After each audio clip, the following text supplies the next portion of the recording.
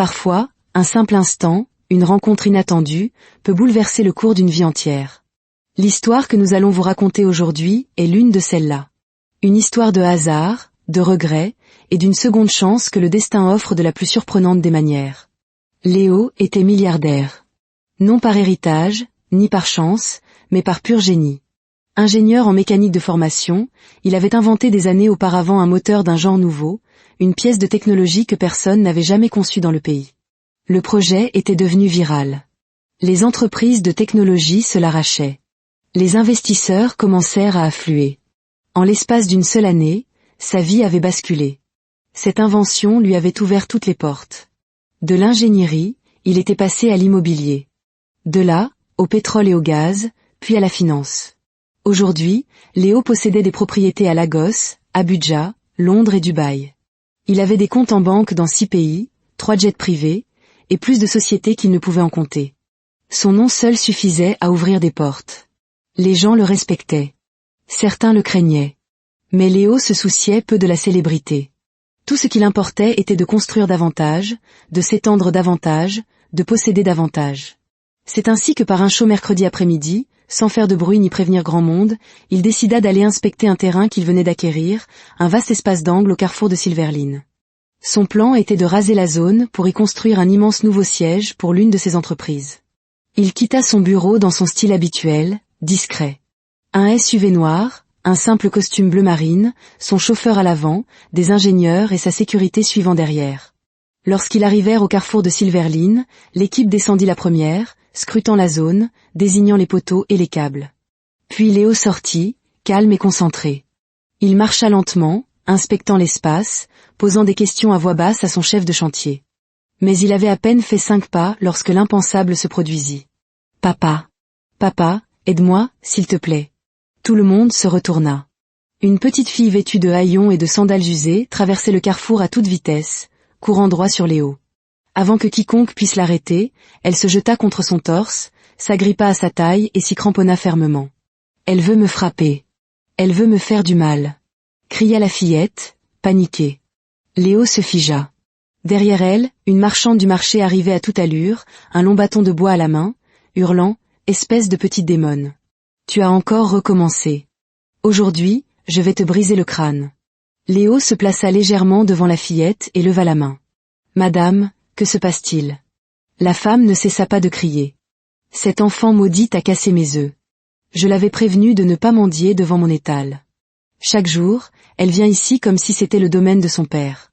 Aujourd'hui, je récupérerai mon argent. » Léo se tourna vers la fillette, qui tenait toujours sa chemise comme si elle était un gilet pare-balles. « Tu as cassé ses œufs » La voix de la fillette prit un ton plaintif et théâtral. « Monsieur, je veux dire, papa. C'était une erreur. Quelqu'un m'a donné de l'argent, j'essayais de le prendre. C'est alors que Toby, ce garçon à problème, a essayé de me l'arracher. Mais je suis une fille maligne et sensée. On se chamaillait, et dans la bousculade, mon pied a malencontreusement heurté son plateau et un œuf s'est cassé. Juste un. Et maintenant, elle me poursuit comme si je lui devais 5 ans de loyer. » La marchande hurla. « Justin ? Un œuf, ce n'est pas rien. Cette caissette coûte 6 000 Naira et je veux mon argent en liquide. » Léo soupira. « D'accord, madame. Combien avez-vous dit ? 6 000 Naira. Pas de virement. Je veux du liquide. » Il se tourna vers son chauffeur. « Apportez-moi une liasse. » Le chauffeur ouvrit la voiture et revint avec une pile de billets emballés, totalisant 100 000 Naira. Léo la tendit à la femme. « Tenez, c'est pour vos œufs. C'est ma fille. » Le visage de la femme s'illumina. Elle arracha l'argent et siffla, « Que je ne la revoie plus par ici. » Foutaise. Elle s'éloigna. Mais au moment où Léo se tournait vers son équipe, il entendit la fillette s'exclamer, « Papa, non. Juste un œuf. C'est un œuf en or ?» Il cligna des yeux. La fillette s'avança, les mains sur les hanches. « Cette femme a dit 6 000 Naira. Vous lui en avez donné 100 000. On est censé récupérer la monnaie. 94 000 Naira de monnaie qui s'envolent comme ça. Ah, voilà comment les gens gaspillent l'argent. On dirait que l'argent pousse sur les arbres pour vous. » Un des ingénieurs s'étouffa de rire et détourna le regard. Léo s'accroupit légèrement pour la regarder. « Comment t'appelles-tu ? » « Daisy. »« Pourquoi n'es-tu pas à l'école ? Une fille a des besoins. J'ai des factures à payer. Je suis une battante. Tu as quel âge? 7 ans. Mais je ne suis pas un bébé. Léo soupira, puis demanda, où sont tes parents? Quel genre de parents laisserait une si jeune enfant mendier dans la rue comme ça? Aussitôt, les yeux de la fillette s'enflammèrent. Elle tapa du pied. Ne parlez pas de ma mère comme ça. Léo haussa les sourcils, surpris. Elle le pointa du doigt. N'essayez même pas. Ma maman est une femme bien. Elle est travailleuse. Elle est belle. Elle est intelligente. Elle fait de son mieux. Ne parlez pas d'elle comme si vous la connaissiez, parce que ce n'est pas le cas. Léo leva les 2 mains en signe de reddition. D'accord, je ne le pensais pas comme ça. Elle le dévisagea une seconde, puis fit un minuscule signe de tête. Bien. Il demanda doucement, as-tu besoin d'aide? Je n'accepte pas l'aide d'inconnus. Ma maman m'a prévenu. Tu es sûr? Oui. Mais merci d'avoir fait semblant d'être mon papa aujourd'hui. Vous avez bien joué. Elle ajusta ses sandales, ramassa son bol et s'éloigna dans la foule, telle une propriétaire à la retraite. Léo resta figé. La chaleur de Silverline s'était estompée.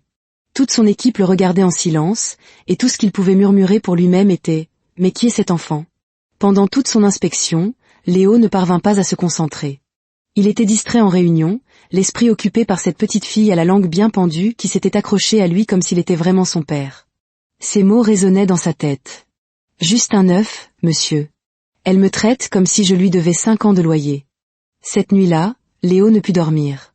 Il se tourna et se retourna dans son lit, hanté par l'image de la fillette, sa confiance, son courage, et surtout, sa voix l'appelant « papa ». C'est alors qu'il se souvint. Des années auparavant, à l'université, sa petite amie de longue date, Faith, lui avait annoncé qu'elle était enceinte. Il venait de terminer le prototype de son moteur. Il était fauché, désespéré, à la recherche d'investisseurs. Pris de panique, il lui avait crié dessus, lui avait ordonné de s'en débarrasser. Il n'avait pas de temps pour un enfant ou pour toute autre distraction. Il lui avait donné de l'argent et était parti. Il avait choisi sa carrière plutôt qu'elle. Il l'avait regretté chaque jour depuis. Plus tard, après avoir réussi, il avait tenté de la retrouver. Il avait cherché sur les réseaux sociaux, auprès de vieux amis, de leurs anciens professeurs, partout. Mais elle avait disparu, volatilisée comme de la fumée. Il s'était souvent demandé, avait-elle gardé l'enfant? Avait-elle avorté? Y avait-il un enfant, quelque part, qui aurait environ 7 ans maintenant, le même âge que cette fille du carrefour de Silverline? À l'aube, Léo se leva et s'habilla en silence. Il ne parvenait pas à se défaire du poids qui lui oppressait la poitrine. Il appela son chauffeur et dit « Emmenez-moi au carrefour de Silverline. Je dois trouver cette fille. » Le carrefour de Silverline était déjà un tourbillon de vie et de bruit lorsque le SUV de Léo s'égara de nouveau ce matin-là. Il balaya la foule animée du regard. Des vendeurs ambulants, des enfants, des bus. Mais où était-elle? Puis il aperçut, dans la même robe en lambeaux, assise dans un coin avec un bol en plastique fissuré devant elle. Elle mendiait à nouveau, les bras croisés, le menton haut, observant les passants comme une petite reine en haillons. Le cœur de Léo se serra. Il sortit lentement de la voiture. Dès qu'elle le vit, son visage s'illumina brièvement avant de se muer en méfiance. Ses yeux se plissèrent tandis qu'elle croisait les bras plus fermement. « Encore vous, monsieur? Vous essayez de m'enlever? Parce que je vous préviens, on n'a pas d'argent pour la rançon. Alors partez tranquillement, s'il vous plaît. » Léo leva les mains en riant. « Non, je te promets que je ne suis pas là pour t'enlever. Je suis juste venu voir comment tu allais. Voir comment je vais, pourquoi faire. Vous me cachez la vue. Les clients ne me donneront pas d'argent s'ils pensent que j'ai un papa riche. Vous vous tenez là comme un garde du corps. Décalez-vous, s'il vous plaît. » Léo tenta à nouveau. « Pourquoi n'es-tu pas à l'école aujourd'hui ?» Elle ricana. Encore avec cette histoire d'école. « Écoutez, une fille a des besoins, je vous l'ai dit hier. J'ai des factures à payer. Je ne peux pas rester assise en classe à faire l'alphabet pendant que des gens dans la rue donnent de l'argent gratuitement. Soyons réalistes, monsieur. » Il s'accroupit à côté d'elle, le regard adouci. « Tu es très intelligente. » Elle eut un sourire narquois. « C'est ce que tout le monde dit. Alors, vous me donnez de l'argent aujourd'hui ou vous bloquez encore les affaires. » Léo fit signe à son chauffeur, qui revint avec une liasse de billets. La fillette la compta avec des yeux vifs, ses lèvres bougeant tandis qu'elle additionnait rapidement. Elle hocha la tête en signe d'approbation. « Merci. Ça va vraiment aider aujourd'hui. Maintenant, je peux fermer plus tôt. Vous êtes mon meilleur client de la semaine. Vous pouvez revenir demain. Nos heures de travail sont de 8h à 18h. Pas de jour férié. Il sourit doucement. Tu viens toujours ici seul? Oh, monsieur, ça fait trop de questions. Êtes-vous journaliste? Bientôt, vous me demanderez où j'habite et de quelle couleur sont mes draps. Vous êtes trop curieux. Léo rit. Juste inquiet. Je suis impressionné par toi. Elle pencha la tête. Vous devriez. Ce n'est pas tous les enfants qui peuvent faire ce que je fais. Tu sais, tu es trop jeune pour être dans la rue. Où vas-tu après ça? Elle serra son bol et regarda autour d'elle. Encore des questions. Vous me bloquez toujours la vue. Je dois bouger. Je vous ai dit que vous effrayez mes clients potentiels. Avec un visage de riche comme le vôtre, ils penseront que j'ai des appuis. Laissez-moi aller travailler. Vous avez donné 100 000 Nera à cette femme pour un seul œuf. Ça me fait encore mal. Cet argent était de trop. Si vous avez ce genre d'argent à gaspiller, vous pouvez venir ici tous les jours. Je vous garderai même votre place. Léo sourit, complètement charmé par son esprit. Comment t'appelles-tu déjà? Daisy, c'est ça? Elle hocha la tête. Oui, mais seules les personnes spéciales m'appellent comme ça. Les autres m'appellent Madame la petite patronne ou la chef. Choisissez. Léo rit de nouveau. Je m'en tiendrai à Daisy. Elle se tourna pour partir, puis s'arrêta. Quoi qu'il en soit, merci pour hier. La femme aux œufs est restée tranquille depuis. Vous avez l'air effrayant, mais du genre effrayant riche. C'est utile. Elle le toisa de la tête aux pieds, puis sourit et fit un signe de la main. Au revoir, monsieur. Ne bloquez plus mon chemin. Et souvenez-vous, pas de virement, du liquide uniquement. Léo la regarda disparaître à nouveau dans la foule. Sa poitrine se serra. Il sortit son téléphone et appela son détective privé. J'ai besoin que vous suiviez discrètement une petite fille. Trouvez où elle habite. Je veux tout savoir. Une semaine entière s'était écoulée depuis que Léo avait engagé le détective privé pour suivre Daisy. 7 longs jours à faire les 100 pas dans son bureau, à annuler des réunions, à rejouer ses paroles dans sa tête, et à se réveiller au milieu de la nuit en entendant à nouveau cette voix. Papa, aide-moi, s'il te plaît. Il ne savait pas ce qu'elle avait de si spécial, mais elle persistait dans son esprit. Ses yeux, sa confiance, son esprit. Quelque chose chez cette fille avait rouvert une blessure qu'il avait enfouie des années auparavant. Puis, un soir, alors que le soleil se fondait dans les nuages, le téléphone de Léo sonna. Il le saisit comme une bouée de sauvetage. C'était l'appel qu'il attendait désespérément depuis une semaine. « Monsieur, dit le détective, nous l'avons trouvée. Elle vit au cœur d'un bidonville, près de la vieille route de l'église. Juste elle et sa mère. Pas d'homme en vue. » Léo se redressa, sa voix stable mais tranchante. « Vous en êtes sûr? »« Oui, monsieur. Nous avons observé attentivement. Sa mère a l'air très malade. C'est la fillette qui se déplace et s'occupe de tout. Les voisins disent qu'elle est souffrante depuis un certain temps. » Léo n'hésita pas une seconde. « J'y vais moi-même. N'envoyez personne. Conduisez-moi simplement. » Le même après-midi, Léo s'habilla simplement. Pas de costume tapax en grave-l'œil, pas de parfum coûteux, juste un polo noir, un jean et des mocassins. Il ne voulait pas attirer l'attention. Ils arrivèrent dans une rue calme et étroite, jonchée de toits de tôle rouillée, de gouttières cassées et de fumée s'échappant de petites cuisines de fortune. C'était le genre d'endroit où Léo n'avait pas mis les pieds depuis plus d'une décennie. Le détective montra du doigt. « C'est la maison, monsieur. » Léo fixa la petite porte usée par les intempéries. La peinture s'écaillait. Il y avait des fissures dans le mur. Son cœur se mit à battre la chamade. Il avança à pas lents et calculés. Puis il frappa doucement. Une voix douce répondit de l'intérieur. « Qui est-ce » La porte grinça en s'ouvrant et Léo se figea. La femme qui apparut avait noué son pagne serré et ajusté le foulard sur sa tête. Elle semblait plus maigre que dans son souvenir, ses pommettes plus saillantes, ses yeux fatigués. Mais Léo connaissait ce visage. Il recula, sous le choc. « Faith !» Elle resta immobile comme une statue. Ses yeux s'écarquillèrent comme si un fantôme venait de lui apparaître. « Léo !» Ils prononcèrent leur nom en même temps. Le temps s'arrêta. Le bruit de la rue disparut. La brise semblait plus lourde. Ils se regardèrent, une vieille douleur, l'incrédulité et le choc les submergeant. Avant que l'un d'eux ne puisse dire un mot de plus, faites chance là, ses jambes se dérobant sous elle. Faith. Léo se précipita en avant et la rattrapa juste à temps. Ouvrez la voiture, vite. Aboya Théil. Il la porta dans ses bras comme si elle ne pesait rien. Sa poitrine se serra de panique. Les voisins regardèrent en silence la voiture noire et élégante faire marche arrière et démarrer en trombe. À l'hôpital, les médecins la transportèrent d'urgence aux soins intensifs. Léo ne tenait pas en place. Il faisait les 100 pas, se mordait la lèvre, tapait du pied, puis recommençait. Finalement, un médecin sortit. « Monsieur Léo ? » ?»« Oui, je suis là. »« Elle est stable, mais nous avons trouvé quelque chose d'urgent. Elle a un cancer de l'intestin, à un stade précoce, traitable, mais elle n'a reçu aucun soin. Malnutrition, aucun médicament. Son corps est déjà affaibli. » La mâchoire de Léo se contracta.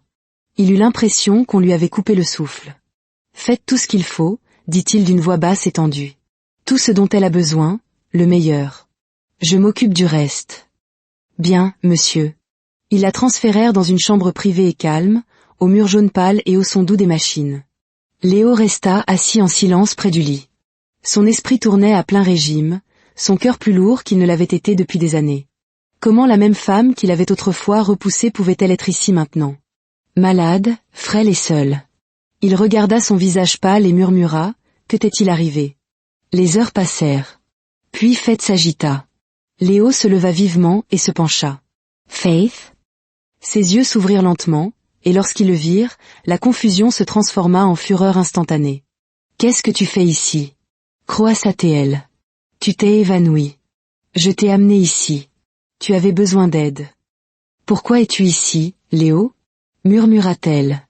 Après toutes ces années, que viens-tu faire à nouveau dans ma vie? Léo inspira profondément. Je ne te cherchais pas. Je ne savais pas que tu étais là. J'ai rencontré ta fille au carrefour de Silverline. Faith cligna des yeux. Quoi? Elle a couru vers moi, m'a appelé papa. Je ne comprenais pas. Je ne pouvais pas l'oublier. J'y suis retourné. Puis j'ai envoyé quelqu'un la suivre. Et c'est comme ça que je t'ai trouvé. Faith tourna son visage vers le mur, sa voix tremblante. Tu n'aurais pas dû venir. Nous n'avons pas besoin de ton aide. Nous avons survécu sans toi. Léo s'agenouilla près du lit. Je sais, mais je ne pouvais pas partir. Pas cette fois. Pas encore. Tu as déjà fait ton choix il y a des années. J'ai fait le mauvais choix, dit-il, la voix brisée. J'étais stupide, effrayée. J'ai choisi mon travail plutôt que toi. Je t'ai dit de te débarrasser du bébé. Je ne me le pardonnerai jamais. Faith ferma les yeux et une larme coula sur sa joue. Tu m'as donné de l'argent, murmura-t-elle, comme si j'étais une erreur que tu voulais effacer. Sais-tu ce que ça m'a fait? La voix de Léo trembla. Je t'ai cherché. Après avoir réussi, j'ai cherché. Mais tu avais disparu. J'ai demandé à tout le monde. Personne ne savait où tu étais parti. J'ai disparu parce que je le devais. Je n'avais personne. J'avais un bébé à élever et pas de toit sur la tête. Léo la regarda désespérément. Est-elle de moi, Faith? Faith marqua une pause. Ses yeux fixaient le plafond. Je l'ai élevée. Je lui ai donné tout ce que j'avais. Je l'ai rendue forte. Qu'elle soit tienne ou non, elle est mienne. Mienne d'abord. Léo baissa la tête. S'il te plaît, laisse-moi juste essayer. Laisse-moi être là pour elle, pour toi, pour ce qu'il en reste. Donne-moi une chance. Faith le fixa longuement. Puis elle tourna à nouveau son visage vers la fenêtre et ne dit plus rien. Après avoir conduit Faith à l'hôpital, Léo ne put trouver le repos. Il s'assura qu'elle soit admise dans une suite privée, paya tout à l'avance et fit venir les meilleurs médecins. Mais alors qu'il était assis dans le couloir de l'hôpital, une pensée le taraudait, Daisy. Elle allait s'inquiéter. Elle rentrerait de l'école et trouverait la maison vide. Pire, il n'y aurait personne pour s'occuper d'elle. Cette pensée le perturba profondément. Il se leva, attrapa ses clés de voiture et se dirigea droit vers le quartier de Faith. Lorsqu'il arriva dans la petite cour, tout était calme et silencieux. Il attendit un moment, debout sur le seuil de la porte en bois, comme un homme incertain de ce qu'il attendait. Quelques minutes plus tard, Daisy rentra de l'école, son petit sac à dos à la main, fredonnant une chanson. Dès qu'elle le vit, elle s'arrêta net. « Encore vous ?» demanda-t-elle en plissant les yeux. « Qu'est-ce que vous faites ici? Vous me suivez maintenant ?» Léo soupira, puis s'accroupit à son niveau. « Daisy, Ta maman. Elle s'est effondrée, et elle est à l'hôpital en ce moment. Je peux t'emmener la voir. Le visage de Daisy changea instantanément. Qu'est-ce que vous avez fait à ma maman? Pourquoi s'est-elle effondrée? Vous lui avez dit quelque chose? Je vous avais dit que je n'avais pas besoin de votre aide. Pourquoi êtes-vous venu? Pourquoi êtes-vous venu chez nous? Cria-t-elle, puis sa voix se brisa tandis que les larmes emplissaient ses yeux. Elle éclata en sanglots. Le cœur de Léo vola en éclats. C'était sa fille, dans cet état fragile et brisé, et tout était de sa faute. Chaque mauvaise décision, chaque fois qu'il avait ignoré ce message de fête, tout lui revint en mémoire. Il repensa à ce moment, des années plus tôt, où il lui avait dit de se débarrasser du bébé. Maintenant, l'enfant qu'il avait rejeté était là, en larmes, en colère, confuse. Il essaya de se contenir, mais la culpabilité était trop lourde. Des larmes s'échappèrent de ses yeux. Daisy s'arrêta en le voyant pleurer. Elle renifla et pencha la tête. « Monsieur, pourquoi pleurez-vous? Ça va? Vous êtes blessé? Vous avez mal ?» Léo s'essuya rapidement le visage et secoua la tête. « Je vais bien. J'ai juste quelque chose dans l'œil. » Daisy fronça les sourcils. « Vraiment? Qu'est-ce qui est entré dans votre œil? C'est le vent? » demanda-t-elle en plissant les yeux. Léo éclata de rire. À travers la douleur, cette petite blague de sa fille le fit glousser. « Viens, dit-il en lui tendant la main. Laisse-moi t'emmener voir ta mère. » Ce soir-là, Léo emmena Daisy à l'hôpital. Faith était toujours inconsciente. Les médecins avaient déjà commencé son traitement et programmé son opération. Léo avait tout payé d'avance. Il se tenait à l'extérieur de la chambre pendant que Daisy se précipitait à l'intérieur, tenant la main de sa mère et pleurant doucement. « Maman, s'il te plaît, ne me laisse pas. Je promets que je serai une gentille fille. J'écouterai tout ce que tu dis et j'obéirai, même si je ne suis pas d'accord avec tes méthodes parfois. S'il te plaît, maman. » Lorsque Faith se réveilla et découvrit que Léo avait tout payé, sa colère revint. Elle ne voulait pas lui être redevable. Elle essaya de se redresser, insistant pour quitter l'hôpital. L'infirmière la retint doucement. « S'il vous plaît, madame, détendez-vous. Vous êtes encore sous sédatif. Vous avez besoin de repos. » Daisy se tenait à ses côtés. « S'il te plaît, maman, supplia-t-elle en pleurant. Laisse-les prendre soin de toi. Tu es vraiment malade. Je ne veux pas qu'il t'arrive quelque chose. Tu es tout ce que j'ai. » Des larmes coulaient sur ses joues. Faith regarda sa fille et son cœur se serra. Pour sa fille, elle resterait. Elle se battrait pour survivre. Pas pour Léo, mais pour elle. Dans son cœur, elle jura, « Je vivrai et j'apprendrai à cette tête de mule une leçon amère. » Quelques jours plus tard, Faith subit l'opération. Pendant sa convalescence, Léo venait la voir tous les jours, matin et soir, apportant des fruits frais, de la soupe, des repas des meilleurs restaurants. Chaque fois qu'il arrivait, Daisy levait les yeux avec une irritation feinte. « Qu'est-ce que vous faites encore ici? Vous êtes toujours là. Vous habitez ici ?» demanda-t-elle un matin. Léo sourit. « Je suis juste venu dire bonjour à toi et à ta maman. » Daisy croisa les bras. « Vous connaissez ma maman? Êtes-vous mon papa? Pourquoi apportez-vous toujours de la nourriture?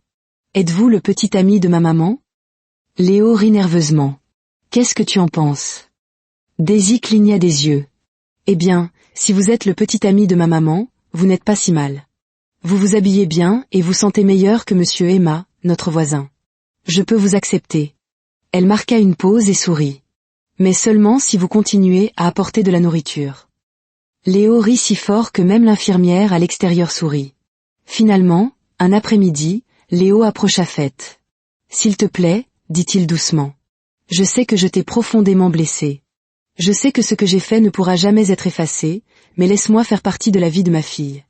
Elle mérite de connaître la vérité, que son père est en vie, que je regrette tout. » Faith le regarda froidement. « Tu as déjà de la chance qu'on te permette de l'approcher. » Il hocha la tête, honteux. « Fais de moi ce que tu veux, mais ne m'exclus pas de sa vie. » Quelques jours plus tard, Faith appela Daisy. « Ma chérie, dit-elle doucement. J'ai quelque chose à te dire. » Daisy se redressa. « Qu'est-ce qu'il y a, maman? Tu as mal? Quelque chose ne va pas? Tu vas mourir? S'il te plaît, ne meurs pas, dit-elle, les yeux écarquillés et larmoyants. Faith rit faiblement. « Non, je ne vais pas mourir. Pas encore. J'ai encore une tête de mule à qui je dois apprendre une leçon amère. » Daisy gloussa. Cet homme qui nous rend visite, c'est ton papa. Les yeux de Daisy s'écarquillèrent. Quoi? Ton père. Faith expliqua aussi simplement qu'elle le put ce qui s'était passé des années auparavant. Des histoires d'adultes. Et qu'ils avaient suivi des chemins séparés. Il est de retour maintenant, et il veut faire partie de ta vie. Alors, je te demande, veux-tu qu'il fasse partie de ta vie? Daisy pencha la tête. Est-ce un homme gentil? T'a-t-il fait du mal? Est-ce lui la tête de mule à qui nous devons apprendre une leçon amère? Faith sourit et dit, ma chérie, ça, c'est entre ton père et moi. Des histoires d'adultes.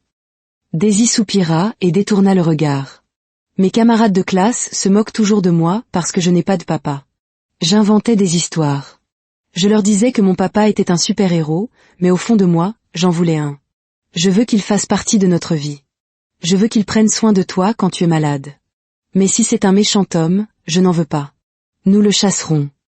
Faith gloussa à travers ses larmes. Oh, Daisy, tu mérites d'avoir un papa. Alors, voilà ce que nous allons faire. Nous lui donnons une période d'essai de 3 mois. S'il se comporte mal, nous le chassons. Daisy sourit. D'accord. 3 mois d'essai. On commence à compter maintenant. Elle expira théâtralement. Alors on va lui donner une chance. Une petite chance. Période d'essai. 3 mois. S'il se comporte bien, on le garde. Sinon, on le renvoie. Marché conclu, dit Faith en souriant. Mais maman, murmura Daisy. Je l'aime bien. Il a l'air gentil. Faith la serra fort dans ses bras. Alors peut-être que Dieu l'a ramené au bon moment. Cette nuit-là, Léo entra dans la chambre d'hôpital et Daisy croisa les bras comme une patronne. Nous avons décidé, déclara-t-elle comme une politicienne. Léo cligna des yeux. Ah oui? Oui. Nous vous mettons à l'épreuve pour une période de 3 mois. Impressionnez-nous, ou vous êtes renvoyés. Comme un malpropre. Léo essaya de ne pas rire. Compris. Je ferai de mon mieux. Faith les regarda tous les deux et son cœur se serra. Sa fille.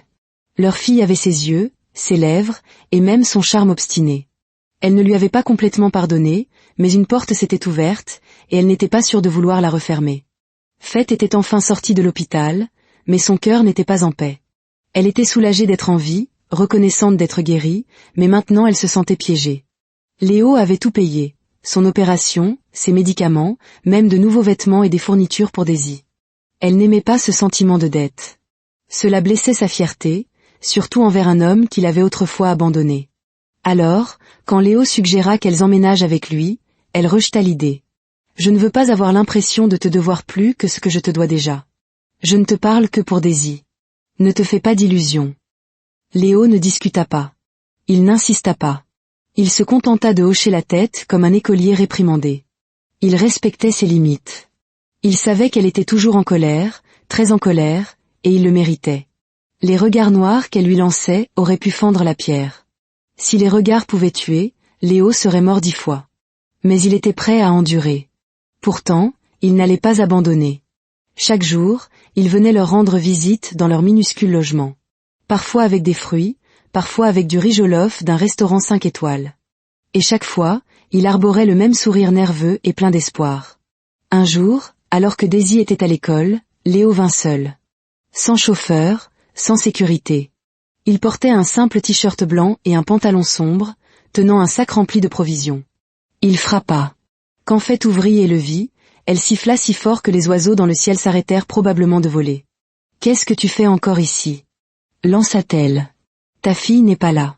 Veux-tu emménager avec nous peut-être » Elle croisa les bras. « Cette maison ne peut pas contenir un lézard égoïste comme toi. » Léo sourit doucement. « Je sais que tu es très en colère contre moi, et tu as raison. J'ai tout gâché, Faith. J'ai pris la pire décision de ma vie, mais je passerai le reste de mes jours à me racheter. S'il te plaît, je veux qu'on parle de l'avenir de Daisy. » Faith le dévisagea quelques secondes, puis elle ouvrit plus grand la porte en marmonnant, « Entre. Parle vite et va-t'en. » Il s'assit dans leur salon exigu. « S'il te plaît, emménage avec moi. Toi et Daisy. Elle mérite mieux. Vous méritez mieux. Laisse-moi prendre soin de vous deux. Pas par pitié, mais par amour. Un amour et une responsabilité sincère. » Faith ne dit rien. Il essaya de la raisonner. Elle mérite un meilleur environnement, une bonne école. Elle est ma fille. J'ai des milliards. Elle ne mérite pas de mendier dans les rues ou de dormir dans un bidonville. Sans vouloir t'offenser. Pardon? Lance à fête, les bras croisés. Que veux-tu dire par mendier dans les rues? Tu essaies de m'insulter? Non, ce n'est pas ce que je voulais dire, dit Léo rapidement. Sais-tu comment je l'ai rencontrée la première fois? Au carrefour de Silverline. Elle mendiait. Quoi? Souffla Fête. Oui. Elle y va depuis des mois. Je ne savais pas qui elle était. J'ai juste vu cette petite fille intelligente et courageuse tenir tête à une marchande d'œufs. Je l'ai suivie jusqu'ici. Fête le regarda, incrédule. Elle va à l'école. Même avant que ma maladie n'empire, je payais ses frais de scolarité. Pourquoi ma fille irait-elle mendier? Puis elle comprit. Oh, c'est donc de là qu'elle ramenait toute cette nourriture. Elle me disait que c'était le pasteur de l'église qui la lui donnait. Mon Dieu! Cet après-midi-là, quand Daisy rentra, Fête la fit asseoir. Pourquoi est-ce que je viens d'apprendre que tu vas mendier au carrefour de Silverline? Sais-tu à quel point c'est dangereux? Tu m'as menti. Oups, murmura Daisy théâtralement, couvrant sa bouche. Je suis démasquée. Ce n'est pas drôle, gronda Fête. Réponds-moi. Maman, dit Daisy doucement. Je suis désolée. J'ai menti. J'y allais parce que je voyais comme tu luttais, même malade. Je t'entendais pleurer la nuit et ça me brisait le cœur. Je voulais juste t'aider. C'est comme ça que j'ai rencontré mon faux papa, qui est maintenant mon vrai papa. Je suis désolée. Le cœur de Fête se brisa. Des larmes emplirent ses yeux. Daisy, il aurait pu t'arriver quelque chose de grave. Je sais que j'ai 7 ans, mais je suis très intelligente, répondit Daisy les bras croisés. Je suis une battante. J'ai gagné beaucoup d'argent. Je me suis occupée de nous pendant des mois. Je suis désolée, maman. Je ne le referai plus. Je n'ai plus besoin de mendier. Mon papa est riche maintenant, il nous donnera plein de belles choses. N'est-ce pas, papa? Léo, stupéfait mais souriant, hocha la tête. Exact. Je vous donnerai tout ce que vous méritez. Je veux que vous emménagiez avec moi. Les yeux de Daisy s'illuminèrent. Vraiment, papa? Ta maison est grande? Oui, très grande. Tu as une piscine? Oui. Et plein de jouets? Une grande télé? Oui, Daisy. Alors qu'est-ce qu'on fait encore ici? S'exclama-t-elle. Maman, allons chez lui. Il a une piscine. On mangera gratuitement. Maman, s'il te plaît. Ne laissons pas passer cette affaire. Fête regarda sa fille, puis Léo. Les larmes qu'elle retenait coulèrent librement. La vérité, c'est qu'elle était fatiguée. Fatiguée de se battre, fatiguée de la pauvreté. Cette nuit-là, elle accepta. Le lendemain, elles emménagèrent dans la demeure de Léo. Dès que Daisy entra, elle cria « Youpi !» J'adore cette maison. Léo et Fête se regardèrent, et pour la première fois depuis longtemps, ils sourirent ensemble. Où est ma chambre? Demanda Daisy d'un trait. Est-ce qu'on va manger gratuitement ou on doit travailler pour vous? Léo rit chaleureusement. Non, princesse. Tu n'as pas à travailler. Tu es ma princesse. Fête resta assise dans un coin, encore nerveuse et un peu amère. Mais pour sa fille, elle garda ses émotions pour elle. Ainsi commença leur nouvelle vie. Chaque jour, Léo jouait avec Daisy. Il lui apprit à nager, l'emmenait manger des glaces, la conduisait à l'école. Il l'aidait avec ses devoirs. Fête observait de loin, les bras croisés. Puis, un après-midi au cinéma, Daisy demanda soudain « Maman et papa, vous allez vous marier? Mes amis disent que leurs parents sont mariés. Est-ce que je vais avoir des petits frères et sœurs? » Fête s'étouffa avec son pop-corn. Léo toussa si fort qu'il renversa sa boisson. La vérité était qu'il le voulait aussi. Quelques semaines après, Fête, entièrement rétablie, décida de travailler. Léo lui offrit un poste dans l'une de ses entreprises. Elle refusa. « Je trouverai un travail moi-même. » Elle devint serveuse. Le salaire était bas, les heures longues, mais sa fierté était intacte. Léo ne cessa jamais d'essayer. Il lui préparait le petit déjeuner, venait la chercher au travail. Il lui offrit des chaussures, elle les rendit. Un téléphone, elle le cacha. Il endurait ses regards noirs quotidiens. Un soir, après 6 mois d'efforts, Léo prit son courage à 2 mains. « Pouvons-nous parler? Je sais que je suis le plus grand idiot qui soit, commença-t-il. Je ne mérite pas ton pardon, mais je suis désolé. Je vous ai abandonné. J'ai choisi ma carrière, et je l'ai regretté chaque jour. Il tomba à genoux. S'il te plaît, pardonne-moi. Les yeux de Faith s'emplirent de larmes. Je t'ai pardonné le jour où j'ai vu ma fille, murmura-t-elle. Elle a tes lèvres, ton nez, et même ton agaçante tête de mule. Te voir en elle chaque jour, je ne pouvais pas rester en colère contre toi. Alors je t'ai pardonné il y a longtemps. Après notre rupture, j'ai perdu ma bourse, j'ai abandonné l'école. J'ai fait n'importe quel travail. J'étais seule. J'ai pensé à l'abandonner, mais je n'ai pas pu. Elle est devenue mon monde. Léo lui serra les mains plus fort. Merci de l'avoir gardée, de l'avoir élevée, d'avoir été si forte. Cette nuit marqua un nouveau départ. Ils recommencèrent à partager de petites choses. Des soirées cinéma, des verres de vin dans le jardin. Faith se remit à sourire. Léo recommença à respirer. Puis, un jour, au petit déjeuner, Daisy lâcha une autre bombe. « Maman, es-tu de nouveau amoureuse de papa ? Je remarque la façon dont tu lui souris, comme dans une publicité pour dentifrice. J'ai vu ton rouge à lèvres. Vous feriez mieux de vous marier, oh. J'ai déjà prévenu mes camarades de classe. » Faith se cacha le visage. Léo s'étouffa avec sa tartine. Quelques semaines plus tard, Léo demanda à Faith d'être à nouveau sa petite amie. Elle accepta. Des mois plus tard, il la demanda en mariage. Faith dit oui. Ils se marièrent lors d'une petite cérémonie émouvante. Et cette fois, il n'y avait ni fierté, ni amertume, ni tête de mule. Juste de l'amour, de la guérison, et une demoiselle d'honneur très bavarde nommée Daisy, qui vola la vedette. Ainsi se termine notre récit, nous rappelant que les plus grandes richesses ne se mesurent pas en biens matériels, mais dans les liens que l'on tisse et les erreurs que l'on a le courage de réparer. Une histoire qui nous enseigne que même les blessures les plus profondes peuvent trouver le chemin de la guérison.